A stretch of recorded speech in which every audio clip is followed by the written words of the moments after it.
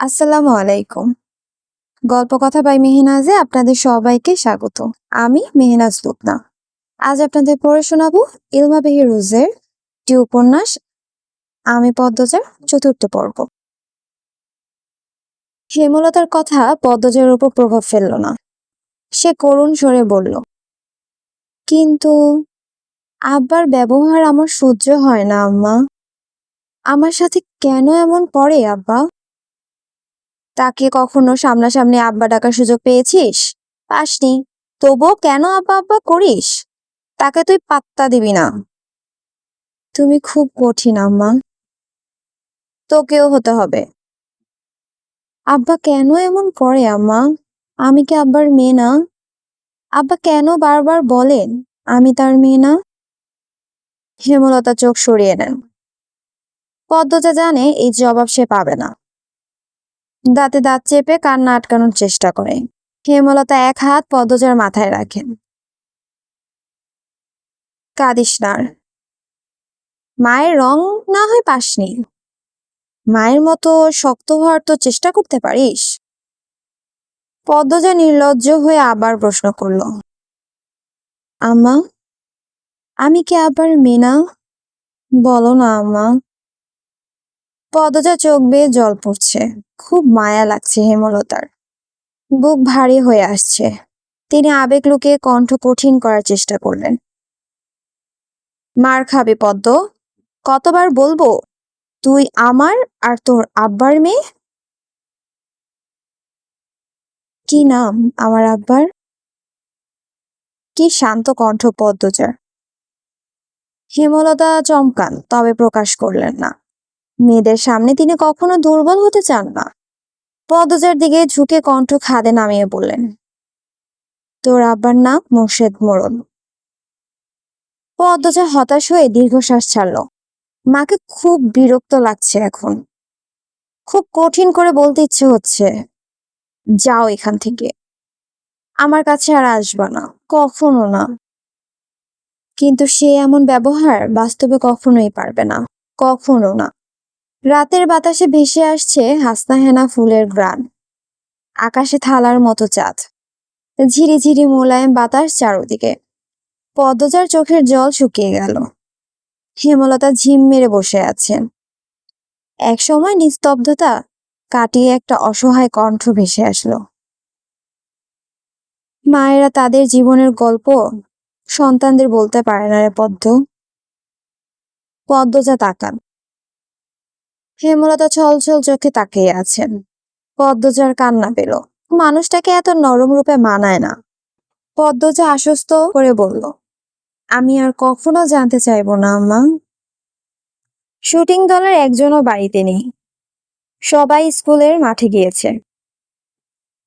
কয়দিন ধরে নদীর ঘাটে যেতে না পেরে তৃষ্ণার্থ হয়ে উঠেছে পদ্মজা। এই সুযোগ হাতছাড়া করা যায় না। হেমলতার অনুমতি নিয়ে সে ঘাটে চলে আসলো। ঘাটের সিঁড়িতে বসলো। কয়েক সেকেন্ড পর টের পেল গান বাজছে কোথাও। গানের সুর অনুসরণ করে কয়টা সিঁড়ি নেমে আসে। ঘাটের বাম পাশে বাঁধা নৌকায় একজন পুরুষ বসে আছে, হাতে রেডিও। গানের উৎস তাহলে এখানেই? পদ্মজা বিব্রত বোধ করলো। উল্টো দিকে ঘুরে ব্যস্ত পায়ে লাহারি ঘরে চলে আসে। পদ্মজা এত দ্রুত ফিরাতে হেমলতা প্রশ্ন করেন, কেউ ছিল? পদ্মজা মাথা নাড়ালো। হেমলতা চিন্তিত স্বরে প্রশ্ন ছুড়লেন, কিছু বলেছে? দেখতে কেমন? না আম্মা, কিছু বলেনি। আমাকে দেখেনি। মাথার চুল ঝাঁকড়া, মুখ খেয়াল করিনি। এইটাই তুমি খুনসা নায়ক? পূর্ণা পুলকিত হয়ে বলল। হেমলতা আর কিছু বললেন না। পূর্ণা সারাক্ষণ শুটিং দলটার আশেপাশে ঘুরঘুর করে। হেমলতা বিরক্ত হয়ে পূর্ণাকে কড়া নিষেধ দিয়েছেন আর না যেতে। যদি যায় মার একটাও মাটিতে পড়বে না। পূর্ণা ভয় পেয়েছে, কিন্তু লিখন শাহ আর চিত্রা দেবী জুটিটা এত ভালো লাগে যে শুটিং না দেখলে দম বন্ধ লাগে। তাই সে চুপিসারে টিনে একটা ছিদ্র করেছে। হেমলতা সেলাই মেশিন লাহারি ঘরের পিছন বারান্দায় রেখেছেন। সারাক্ষণ সেখানেই থাকেন। সে সময় পূর্ণা ছিদ্র দিয়ে উকি দেয়, শুটিং দেখে। পূর্ণাকে সবসময় দেখতে দেখে পদ্মজার আগ্রহ জাগলো। সে উকি দিল। ঝাঁকড়া চুলের মানুষটা একজন অতি সুন্দরী মেয়েকে কোলে তুলে নিয়েছে। দৃষ্টি মোহময়। প্রেমময় গানের সুরধুনী বাড়ি জুড়ে। ক্যামেরা ধরে রেখেছেন কেউ কেউ। গানের শুটিং বোধ হয়। পদ্মজা অদ্ভুত অনুভূতি অনুভব করলো। লজ্জা পেল। চোখ সরিয়ে নিল। রাতে ঝড় এসেছিল। লাহারি ঘরের পিছনে তৈরি পথ বন্ধ হয়ে গেছে গাছের ভাঙা ডালপালা দিয়ে। মোর্শেদ রাতে বাড়ি ফেরেননি। হেমলতার একার পক্ষে সম্ভব নয় পথ খালি করার। তাই পদ্মজা পূর্ণা স্কুল থেকে বাড়ির সামনের দিক দিয়ে ফিরছিল। উঠোনে শুটিং দলের সবাই ছিল। পদ্মজা মাথা নত হয়ে থেমে থেমে কাঁপতে থাকে। পথ শেষই হচ্ছে না। মাথায় ঘোমটা টানা। অনেকের নজরে পদ্মজা চলে আসলো। মিলন নামে একজন পূর্ণাকে ডাকলো। এই পূর্ণা। পূর্ণা দাঁড়ালো, সাথে পদ্মজা। পদ্মজা শুটিং দলটার দিকে তাকাচ্ছে না। মিলন পদ্মজার দিকে চোখ স্থির রেখে পূর্ণাকে প্রশ্ন করলো, পাশের মেয়েটা কে? প্রথম দেখছি। আমার বড় আপা। আপন? মিলন ভারী আশ্চর্য হয়ে বলল, 10 দিন হলো এখানে আসার, কখনো পূর্ণা প্রেমা ছাড়া কোনো মেয়েকে চোখে পড়ল না। কণ্ঠও শোনা যায়নি। তাই বড় বোন বলাতে সে খুব অবাক হলো। পূর্ণা হেসে বলল, আপন। মিলন বিড়বিড় করে বলল, চেহারার তো কোনো মিল নেই। সবাই বলে, আচ্ছা যাও। দু বোন লাহারি ঘরে চলে আসলো। পদ্মজা হাঁপ ছেড়ে বাঁচল। ভেতরটা এত কাঁপছিল। অনেক মানুষের পা দেখেছে। চোখ তুলে মানুষগুলোর মুখ দেখার সাহস হয়নি। তবে ইচ্ছে হয়েছিল চোখ তুলে তাকাতে। বিকেলে হাজেরা আসলো। সবুর মিয়ার স্ত্রী। সবুর দিনরাত গাঁজা খেয়ে পড়ে থাকে। বউ বাচ্চাদের খোঁজ রাখে না। হাজেরা এর বাড়ি ওর বাড়ি এটা ওটা চেয়ে নেয়। এরপর 2 বাচ্চা নিয়ে খায়। পদ্মজার খুব মায়া হয় হাজেরার প্রতি। হাজেরা আসতেই হেমলতা পদ্মজার উদ্দেশ্যে প্রশ্ন ছুড়লেন, লাউ গাছে কয়টা লাউ দেখেছিস? 9টা আম্মা। পূর্ণা কই? ওরে বল 2টা লাউ হাজেরাকে দিয়ে দিতে, কাঁচা মরিচও দিতে বলবি। পদ্মজার মুখে কালো আধা নেমে আসে। হেমলতা পদ্মজার মুখ দেখে বুঝতে পারেন পূর্ণা বাড়িতে নেই। টিভি দেখতে গেছে, তাই না? পদ্মজাকে দ্বিধাগ্রস্ত হতে দেখা গেল। বিব্রতভাবে বলল, আম্মা, আমাকে বলে গেছে তুই ওর অভিভাবক। একটু শরীরটা খারাপ লাগছে বলে শুয়েছি, অমনি সুযোগ লুটে নিছে। আম্মা, আমার দোষ, পূর্ণারে কিছু বলো না। পদ্মজার ভেজা কণ্ঠ হেমলতার রাগ উড়িয়ে দিল। তিনি অন্যদিকে মুখ করে শুয়ে বসলেন। হাজেরারে নিয়ে যা, ঘোমটা টেনে যাবি। বেগুন বেশি হলে কয়টা দিয়ে দিস। পদ্মজার মন ভরে গেল। তার মা এত বেশি উদার, কখনো কাউকে ফিরিয়ে দেন না। সামর্থ্যের মধ্যে আরো বেশি কিছু দেওয়ার মতো থাকলে তিনি কার্পণ্য করেন না। তবে হাজেরার স্বভাব অভাবেই নষ্ট হয়েছে। চুরি করার প্রবণতা আছে। তাই পদ্মজাকে যেতে বললেন। উঠোনের এক কোণে এবং লাহারি ঘরের ডান পাশে লাউয়ের মাচা। 9টা লাউ ঝুলে রয়েছে। তরতাজা টাটকা সবুজ পাতা নজর কাড়ে। পদ্মজা বাড়ির দিকে তাকালো না।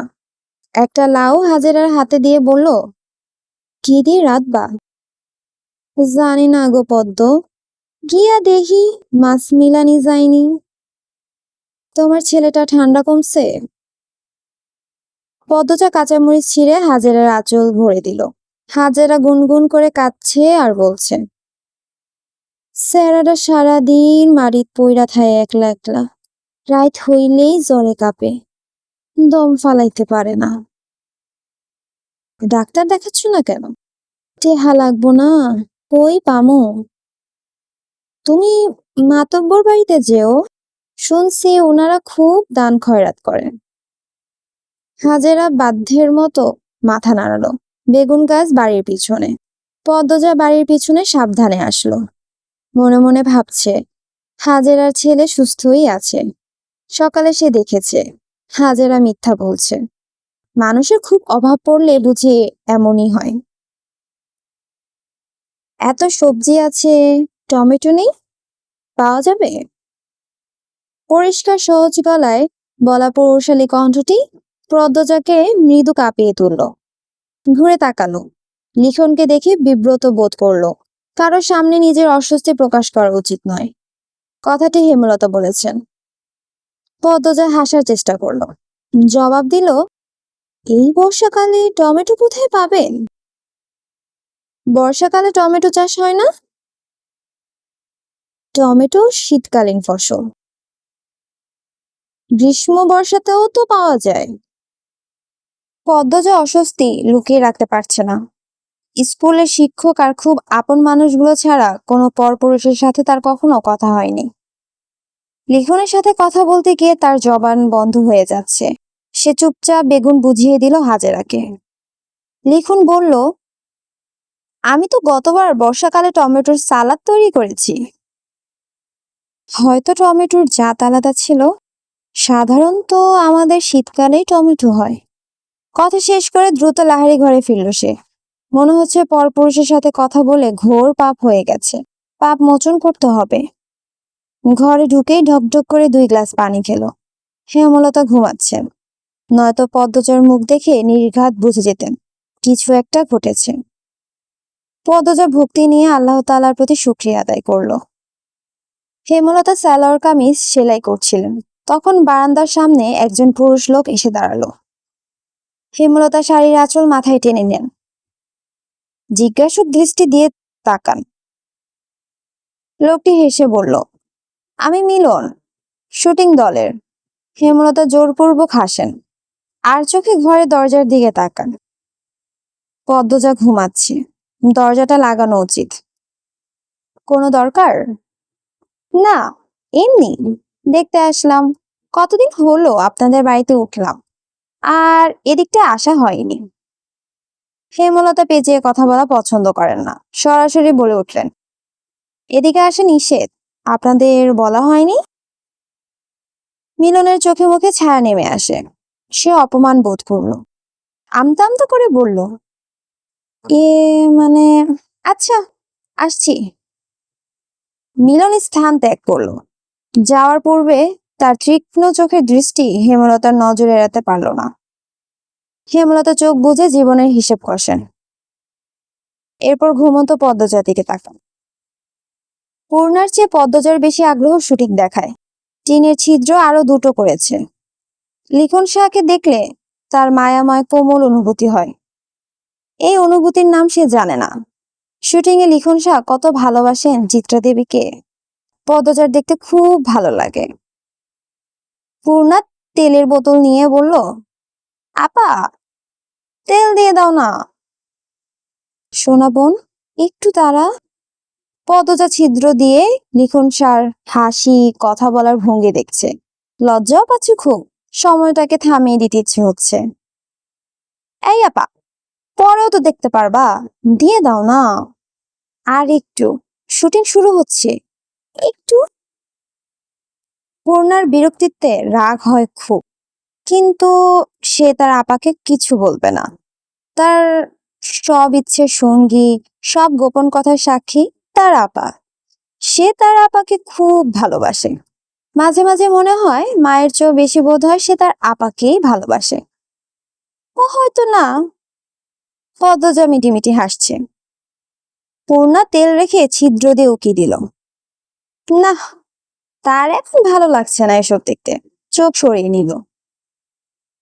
কিরে পদ্ম, কি দেখছিস? হেমলতার কণ্ঠ শুনে পদ্মজা চমকে উঠল, আরক্ত হয়ে উঠল। ডাকাতি করতে গিয়ে বাড়ির মালিকের কাছে ধরা পড়লে যেমন অনুভূতি হয়, তেমন অনুভূতি হচ্ছে পদ্মজার, বা আরো ভয়ঙ্কর অনুভূতি। হেমলতার দৃষ্টি টিনের ছিদ্রে গেল। সাথে সাথে পদ্মজা অনুভব করলো তার পায়ের নিচের মাটি কাঁপছে। পূর্ণা ভয়ার্ত চোখে একবার মাকে একবার বোনকে দেখছে। ছিদ্রের গুরুত্ব সে হেমলতা তীক্ষ্ণ দৃষ্টি মেলে দুই মেয়েকে দেখেন। 3টা ছিদ্র দেখেন। এরপর দৃষ্টি শীতল করে বললেন, শুটিং দেখছিলি? পদ্মজা বাধ্যের মতো মাথা ঝাঁকালো। হেমলতার রাগ হলো না। তিনি চৌকিতে বসে প্রশ্ন ছুড়লেন, ছিদ্রের বুদ্ধি পূর্ণার? প্রশ্নটা শুনে পূর্ণার গলা শুকিয়ে আসলো। 1 ফোঁটা পানি দরকার, নয়তো দম বেরিয়েই যাবে। পদ্মজা চৌকিতে চোখ তুলে তাকালো, অসহায় কণ্ঠে বলল, আম্মা আর হবে না, পূর্ণাকে কিছু বলো না, ওর দোষ নেই। আমি হেমলতা পদ্মজাকে কথা শেষ করতে দিলেন না। প্রেমাকে ডেকে জিজ্ঞাসা করলেন, প্রেমা, তোর আব্বা কই? উঠানে। গিয়ে বল আমি ডাকছি। প্রেমা ছুটে গেল, আবার ছুটে আসলো। হেমলতা বারান্দা পার হয়ে চুলার দিকে এগোলেন। তখন মোর্শেদ আসলেন। কি হইছে, ডাকো কারে? লাহারি ঘরে একটা জানালা করে দাও, মেয়েদের চৌকির পাশে। কাঠ আছে মুরগির খোপের কাছে। কি জন্য? আমি চাইছি তাই, না পারলে বলো অন্য কাউকে ডাকবো। তেরা কথা কন সারো, আমার তোমার সাথে ভালো করে কথা বলতে ভালো লাগে না। লাগবো কারে? তোমার তো আমারে পছন্দ না, তোমার পছন্দ বিলাই চোখা ব্যাঠা স্যারারে। হয়তো কথা বলো না, মাসের পর মাস কোথায় থাকো তা আমার অজানা নয়। রোগে ধরলেই লতার কথা মনে পড়ে।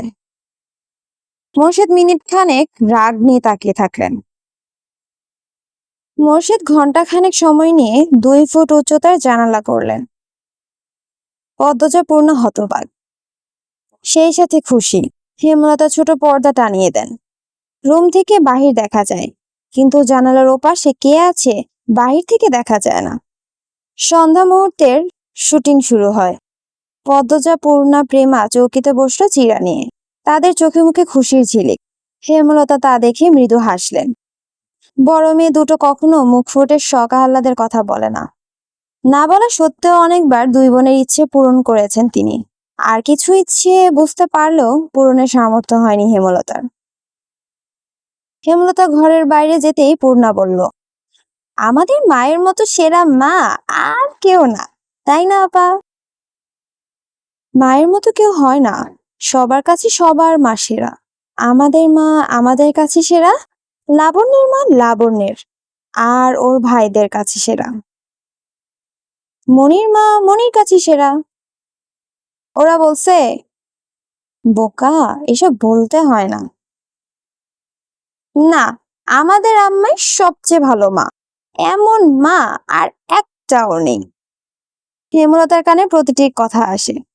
পূর্ণা সবার অনুভূতি অনুভব করতে জানে না, পদ্মজা জানে। আমাদের আম্মা সত্যিই সেরা, আলাদা। পদ্মজা হেসে বলল। পূর্ণা জানালার বাইরে চোখ রেখে প্রশ্ন করলো, আপা, চিত্রা দিদিরে কেমন লাগে? পদ্মজা চিত্রার দিকে তাকালো। ছাই রঙা শাড়ি পরা, হাতে কালো রঙের ঘড়ি, ফুল হাতা ব্লাউজ, শালীন তবে সর্বাঙ্গে আধুনিকতার ছোঁয়া। নাকে সাদা পাথরের নাকফুল, লম্বা চুল বেনি করে রেখেছে। মুখে খুব মায়া, স্নিগ্ধ একটা মুখ, যেন শরতের শুভ্র এক টুকরো মেঘ। পদ্মজা বলল, আমার দেখা দ্বিতীয় সুন্দর মেয়ে মানুষ চিত্রা দিদি। পূর্ণা আগ্রহ নিয়ে জানতে চাইল, প্রথম কে? পদ্মজা কণ্ঠ খাদে নামিয়ে মোহময় কণ্ঠে বলল, আমাদের আম্মা। হেমলতার বুক শীতল স্নিগ্ধ কোমল অনুভূতিতে ছেয়ে গেল। পদ্মজা এত সুন্দর করে আমাদের আম্মা বলেছে। হেমলতা এই প্রথম শুনলেন তিনি সুন্দর। ভুবন সুমোহনী রূপসীর মুখে শুনলেন। এই আনন্দ কোথায় রাখবেন তিনি? কেন ছেলে মানুষের অনুভূতিতে তলিয়ে যাচ্ছেন তিনি? প্রেমা অবাক স্বরে বলল, আম্মা তো কালো, চিত্রা দিদির চেয়ে সুন্দর কিভাবে? এভাবে বলছিস কেন প্রেমা? তুই ফর্সা হয়ে গেছিস বলে কালোকে ভালো মনে হয় না? পূর্ণা গম গম করে উঠল।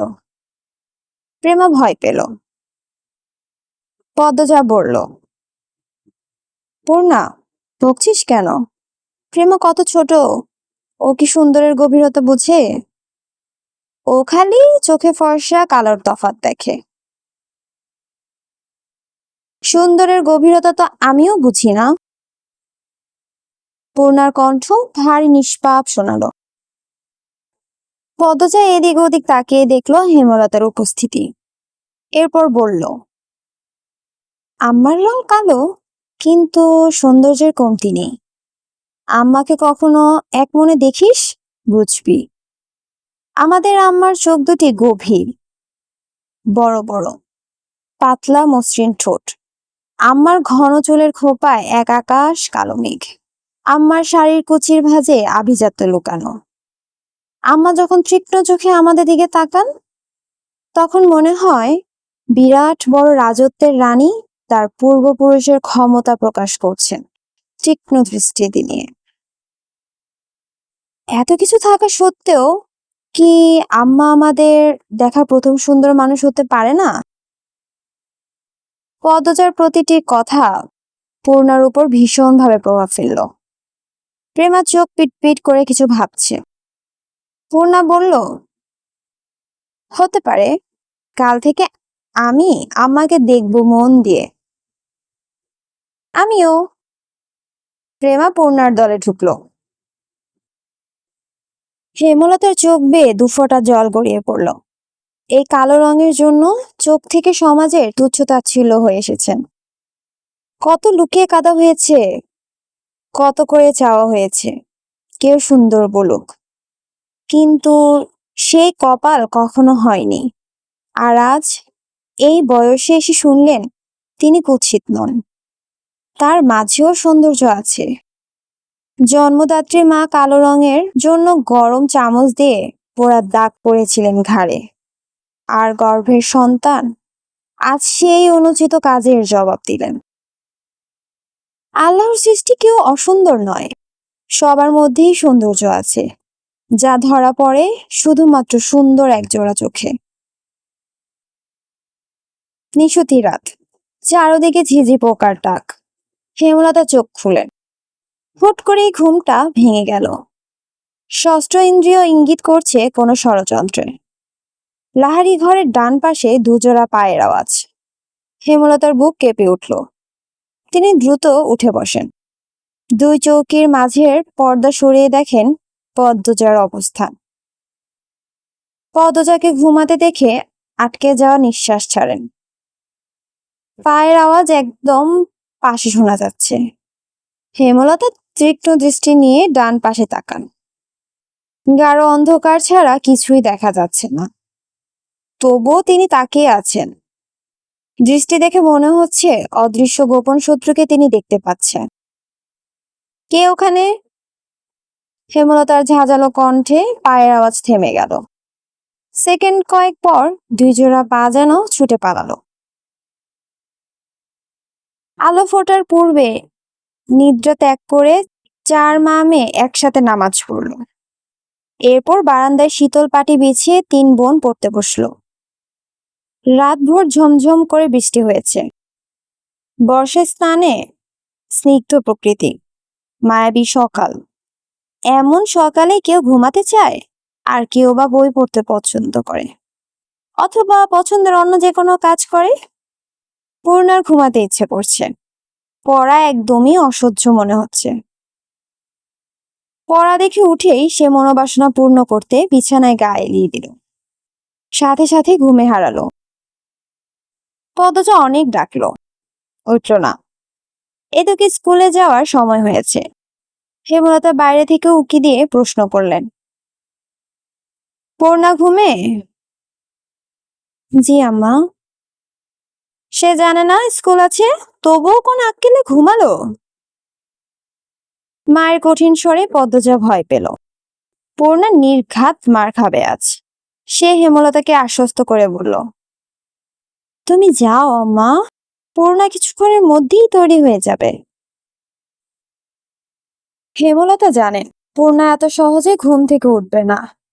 অহরহ এমন হয়ে আসছে, যতই আদর করে ডাকা হোক না কেন বৃষ্টিমাখা সকালে তার ঘুম ছুটানো যায় না। বাঁশের কঞ্চি পূর্ণা খুব ভয় পায়। কঞ্চির বাড়ি না খাওয়া অব্দি ঘুম পূর্ণাকে কিছুতেই ছাড়বে না। এ যেন ভূত ছাড়ানোর মতো। হেমলতা বাঁশের কঞ্চি আনতে যান, এদিকে পদ্মজা ডেকেই যাচ্ছে, পূর্ণা ওঠ, মাঠটা খাওয়ার আগে ওঠ। এই পূর্ণা, পূর্ণা রে, পূর্ণা ওঠ।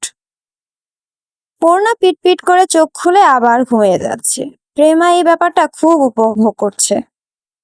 একটা মানুষ এত ডাকাডাকিতেও কি করে না জেগে থাকতে পারে।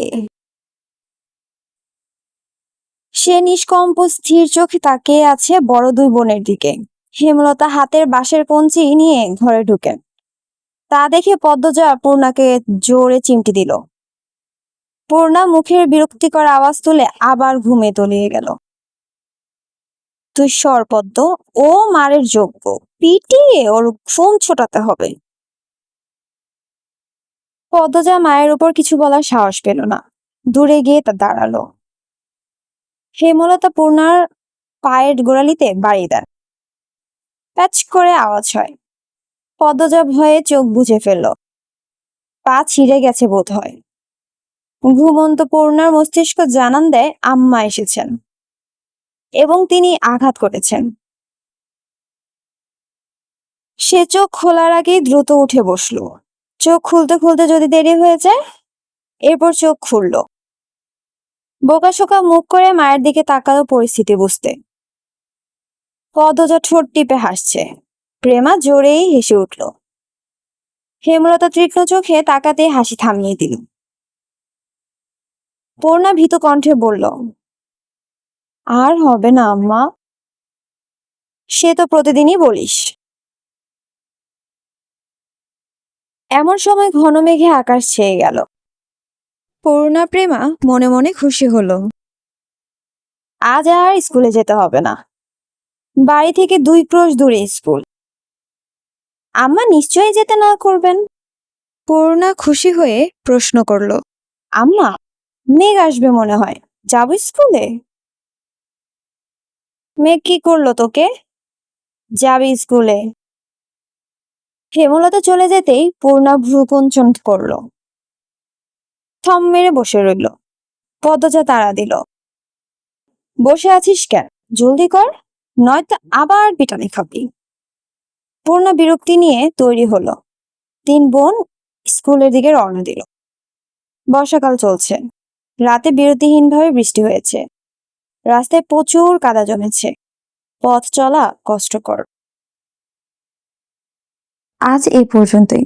যদি আপনাদের আমার কাছ থেকে গল্পটি শুনে ভালো লেগে থাকে তাহলে প্লিজ কমেন্ট করে জানাতে ভুলবেন না। আর আমার চ্যানেলটি যদি ভালো লেগে থাকে তাহলে অবশ্যই লাইক, শেয়ার এন্ড সাবস্ক্রাইব করবেন। Thank you.